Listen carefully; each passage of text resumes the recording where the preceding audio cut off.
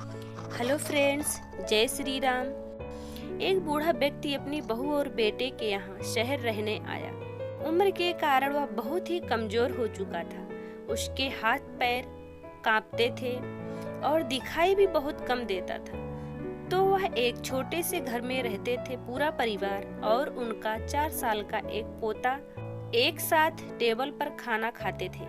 लेकिन बूढ़े होने के कारण उस व्यक्ति को खाने में बहुत सी दिक्कतें होती थी। कभी मटर के दाने उसकी चम्मच से निकलकर फर्श पर गिर जाते थे, तो कभी जूस हाथ से फिसल कर मेज पर गिर जाता था। बहू और बेटे 2-3 दिन यह सहन करते रहे, पर अब उन्हें अपने पिता की इस आदत पर चिढ़ होने लगी थी। उस वृद्ध की लड़के ने कहा कि हमें इसका कुछ करना ही पड़ेगा। बहू ने अपने पति की बात को सपोर्ट किया और कहा कि आखिर कब तक हम इसकी वजह से अपने खाने का मजा किरकिरा करते रहेंगे, और हम इस तरह चीजें नुकसान होने नहीं दे सकते। कांच के बर्तनों में पैसे लगते हैं और ये इतने महंगे आते हैं। अगले दिन जब खाने का वक्त हुआ तो बेटे ने एक पुरानी मेज को कमरे के कोने में लगा दिया और अपने पिता से बोला कि आप वहाँ पर अकेले बैठकर भोजन कर लिया करो।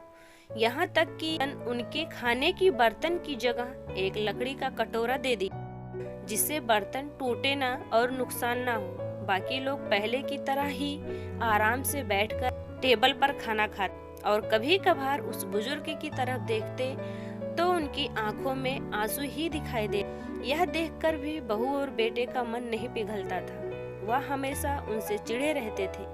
उनकी छोटी छोटी गलतियों पर ढेर सारी शिकायतें करते थे। वहाँ बैठा बालक भी यह सब देखता रहता था और अपने में मस्त रहता था। एक रात खाना खाने से पहले उस छोटे से बालक को उसकी माता पिता ने जमीन पर बैठकर कुछ करते हुए देखा, तो पूछा कि तुम यहाँ क्या कर रहे हो? बेटा बहुत ही मासूमियत से उत्तर दिया, अरे मैं तो आप लोगों के लिए लकड़ी का कटोरा बना रहा हूँ, ताकि जब मैं बड़ा हो जाऊँ तो आप लोग इसमें खाना खा सकें। और उसके बाद बच्चा अपने काम में लग गया। माता पिता एक दूसरे का मुंह देखते रहे। उनके मुंह से एक भी शब्द नहीं निकला और आंखों से आंसू आ गए। वह दोनों बिना ही बोले समझ चुके थे कि आगे हमें क्या करना है।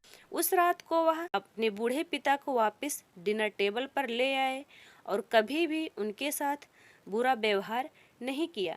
सीख, इसलिए कभी भी अपने परिवार के साथ या अपने माता पिता के साथ ऐसा व्यवहार कभी ना करें कि कल भी आपके संतान भी आपके लिए लकड़ी का कटोरा तैयार रखें।